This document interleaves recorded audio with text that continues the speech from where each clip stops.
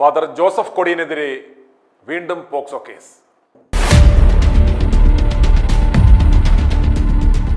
കത്തോലിക്ക പൈശാചിക സഭയ്ക്ക് അഭിമാനിക്കുവാൻ ഈ ദുഃഖവെള്ളിയാഴ്ച മറ്റൊരു കാരണം കൂടി.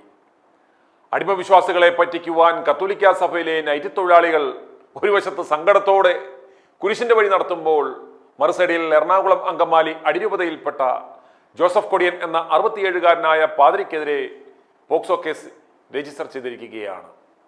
ഈ പാതിരിപ്പാമ്പിനെതിരെ 10 വയസ്സുകാരനെ പീഡിപ്പിച്ചു എന്ന കുറ്റം ചുമത്തിയാണ് പോലീസ് പോക്സോ വകുപ്പുകൾ ചുമത്തി കേസ് രജിസ്റ്റർ ചെയ്തിരിക്കുന്നത്.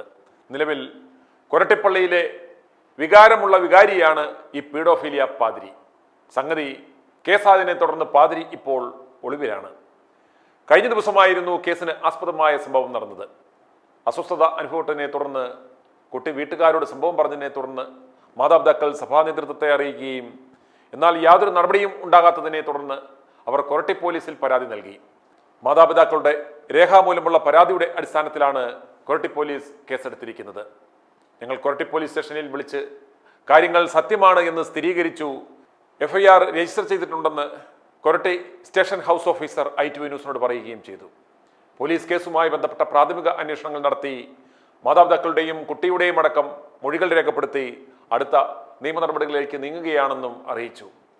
സഭ കുട്ടിയുടെ മാതാപിതാക്കളെ സ്വാധീനിച്ച് എങ്ങനെയെങ്കിലും കേസ് പിൻവലിപ്പിക്കുവാനുള്ള ശ്രമം തകൃതിയായി നടത്തിക്കൊണ്ടിരിക്കുകയാണെന്നാണ് ലഭ്യമായ വിവരം.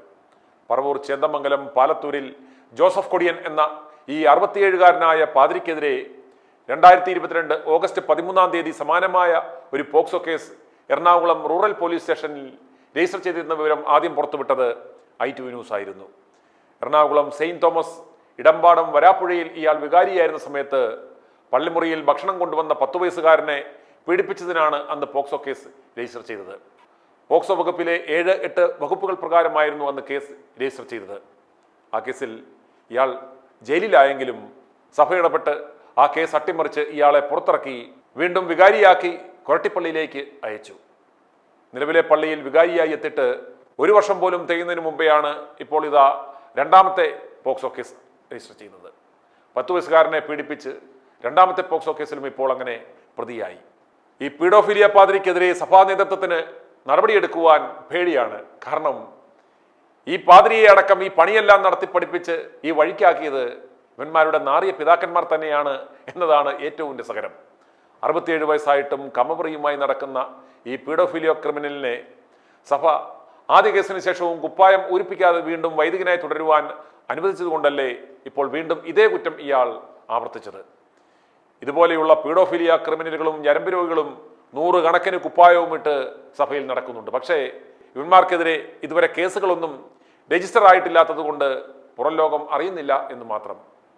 ശിശുക്കളെ എൻ്റെ അടുക്കൽ വരുവാൻ വിടുവിൻ, അവരെ തടയരുത്, ദൈവരാജ്യം ഇങ്ങനെയുള്ളവരുടേതല്ലോ എന്ന് മത്തായിയുടെ സുവിശേഷം 19-ാം അധ്യായം 14-ാം വാക്യത്തിൽ പറഞ്ഞിട്ടുണ്ട് എന്നും പറഞ്ഞ് ഈ ഞരമ്പ് രോഗികളായ സാത്താന്റെ സന്തതികളായ പീഡോഫീലിയ ക്രിമിനലുകളായ കൂതാശ കുപ്പായ കുർബാന തൊഴിലാളികളുടെ അടുത്ത് നിങ്ങളുടെ കുഞ്ഞുങ്ങളെ വിടരുത് എന്ന് ഓർമ്മിപ്പിക്കുവാൻ വേണ്ടി കൂടിയാണ് ഈ വാർത്ത ചെയ്യുന്നത്.